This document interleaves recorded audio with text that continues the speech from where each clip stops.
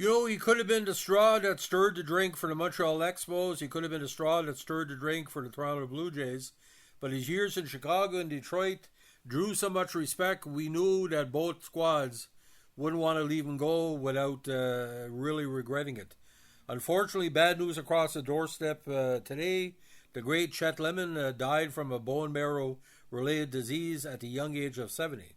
Now, this American professional baseball outfielder played 16 seasons in MLB, beginning with the White Sox in 1975, where he took the field for 6 years. He was then traded to the Tigers, where he played the rest of his career from 82 to 90.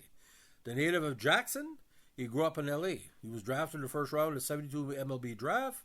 He was selected an American League All-Star in 78, 79, 84, and was a starting center fielder for the Tigers that won the 84 World Series. Was known as the best defensive center fielders of baseball from 77 to 87. In 77, he led the American League with 512 putouts, the fourth highest single-season tally in Major League history, and the highest tally since 51. He also totaled over 500 outfield putouts in 4 years, 79 and 83 and 85. He led the AL with 44 doubles in 79, and also led the league in times hit by pitch 4 times, including career-high 20 and 83. After his playing career ended, he became an instructor and coach. Now, batting average 273 with 215 home runs, 884 runs batted in. Now, born in Jackson, he moved to LA when he was 6 months old. He attended John C. Fremont High School, where he played in the backfield with Ricky Bell of the NFL on the football team, and also started in the baseball squad. Now, drafted by the first round, 22nd overall, in the 72 draft by the Athletics. He began his professional career in 72 playing for the Athletics minor league system in Coos Bay, North Bend, Oregon. After 38 games in Oregon, he moved up to the Burlington Bees of the Midwest League. He remained with Burlington through the 73 and 74 seasons. Now, instead of the A's giving Lemon a chance, and this was still the Charlie Finley era, he was traded along with Dave Hamilton, the Athletics, to Chicago for Stan Bonson and Skip Pitlock on a non-waiver trade deadline on June 15, 75. During the 75 campaign, he had 8 home runs and 49 RBIs for the AAA Denver Bears to earn the call-up to the White Sox for the stretch run in September. Now, an infielder in the minor leagues, he played third base during his brief stint with the White Sox in 75.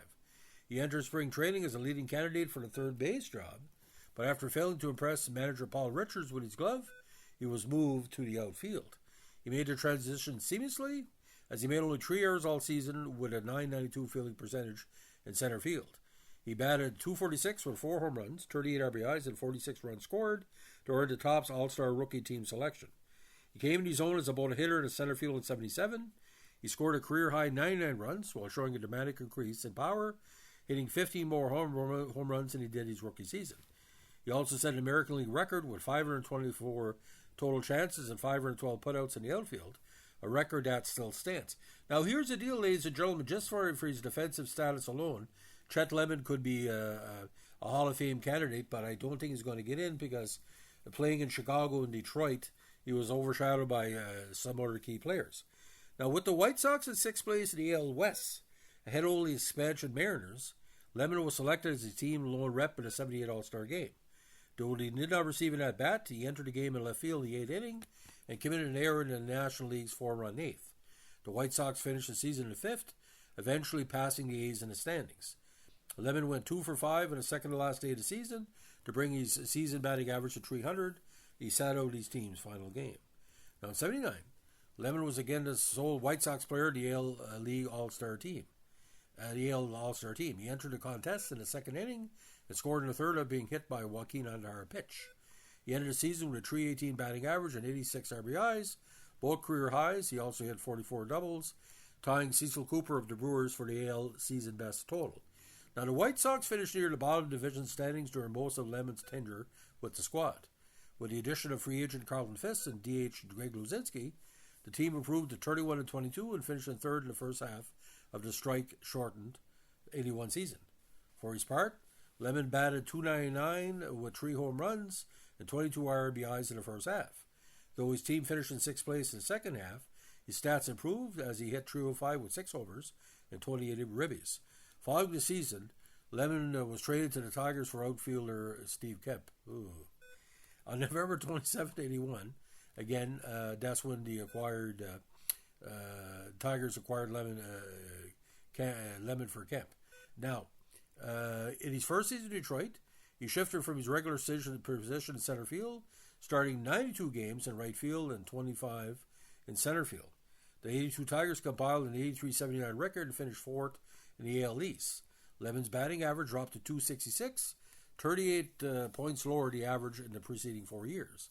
Newspaper columnist Mike Downey, who didn't like him at all, opined that uprooting Lemon and his young family, along with a torn rib cage, damaged ligaments in his left wrist, and several pulled muscles, had resulted in a worse season in his major league career. Lemon later noted that moving to right field also affected him. Playing right field wasn't real difficult. I didn't want to play it. That was my problem. It affected me so much mentally, I wasn't happy. Despite Lemon's 82 performance, he signed a 5-year contract in November 82 at $450,000 a year. Big money for 82.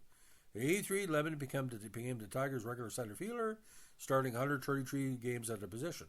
With only 3 errors and 417 chances, he provided the club with solid defense and middle of the outfield.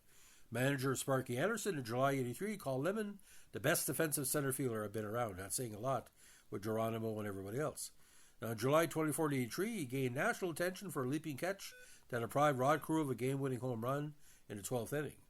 Lemon also developed power with a career-high 24 homers in 83 and led the AL with a career-high 20 times being hit by pitch. However, his batting average fell to .255. His overall contributions helped the Tigers improve to 92 and 70, good for second in the AL East. However, in 84, the Tigers opened with a fabulous 35-5 record, won the AL easily by 15 games, and defeated the San Diego Padres, led by Dick Williams, in the World Series. He played a key role in the 84 title squad. Defensively, he started 135 games in CF and compiled a career-high .995 fielding percentage with only 2 errors and 438 chances. Offensively, his batting average jumped from more than 30 points to .287, and his 60 extra base hits tied Kirk Gibson for the most in the squad. His 20 home runs and 76 RBIs ranked third on the 84 Tigers team. He was also starting center fielder for the AL at the 84 All-Star contests. Now, reaching the postseason the first time in his career, he went hitless in 13 at-bats in the Tigers' 3-game sweep of the Royals in the 84 LCS. He improved in the World Series, batting .294 with a run scored and a run batted in. He also had a Willie Mays-style back-to-the-plate catch on a Terry Kennedy drive to preserve the Tigers' lead in the 7th inning of Game 3. Now, in March 85, the Tigers signed Lemon to a contract extension running through the 91 season with a club option to extend through 92. The extension was reported to be worth $4.5 million. Now, he remained a Tigers starting center fielder for 3 more campaigns, playing 144 games in the position in 85, 120 in 86, and 145 in 87.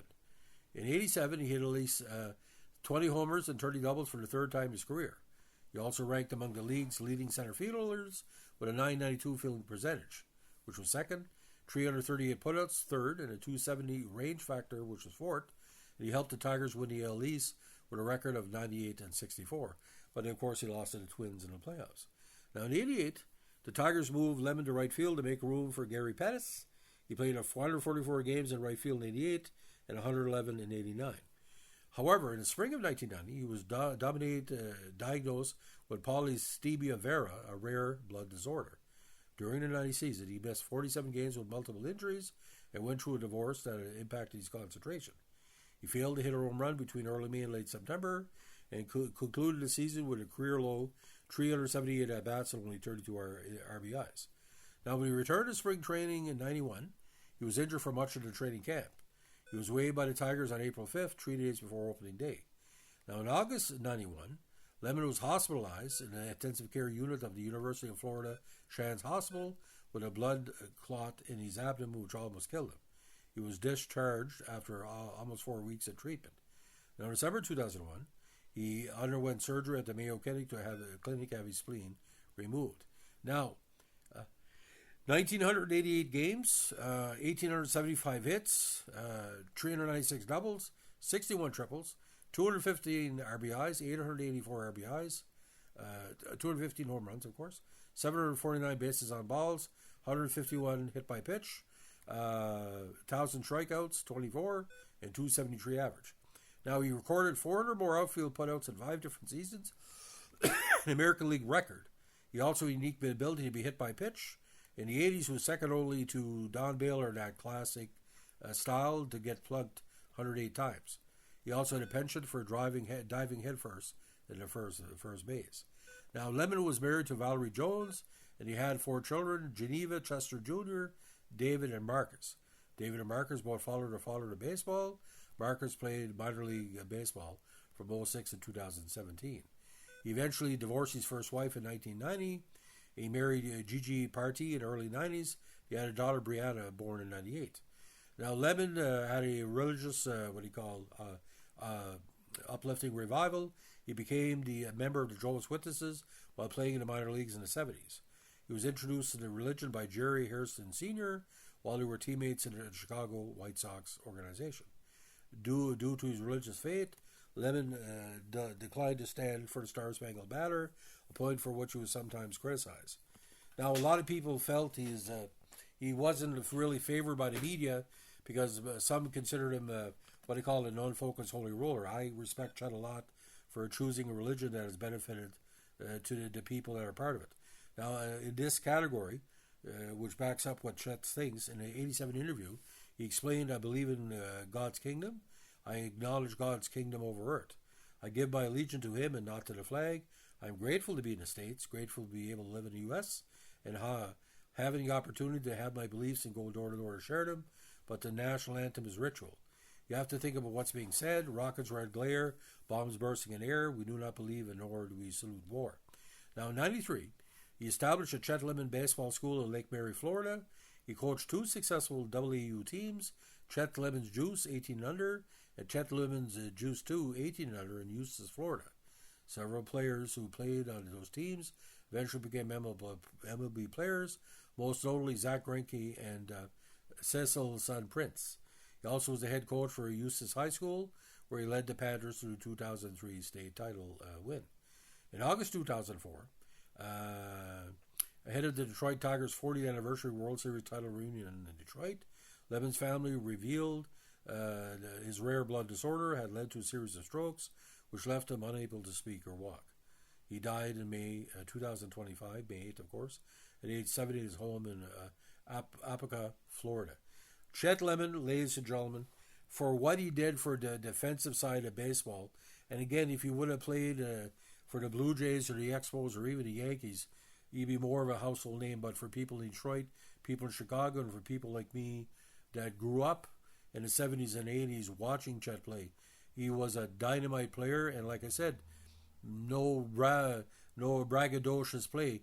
Chet Lemon was a role model to a lot of people, and a lot of people couldn't remember his name. I remember going to a baseball game on the North Shore. I was playing for Beldoon. I think we were playing Attleville or Hamilton or whatever, and somebody made like a Chet Lemon style play, and I said to my manager, I said, that looks like he's Chet Lemon Jr. He said, who's Chet Lemon? I said, how many years have you been coaching baseball? He said, 32. He said, you don't know who Chet Lemon is? I said, no wonder you're a moron. And by the way, that guy was a priest.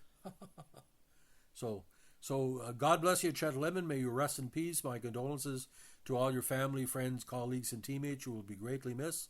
You have a great respect here in Canada, and I would love to see you with a Blue Jay or an Expo jersey on, but your path was in the AL East, but not through Toronto. Can you imagine him and Barfield and Mosby in the outfield? Just going around, and it's just a tremendous. George Bell could be DH. Think of it, Chet Lemon, Mosby, and Barfield. What an outfield. What an outfield. So, ladies and gentlemen, if you like what you're doing here, or a baseball tribute podcast, let us know with a like, comment, subscribe, or share. Bye.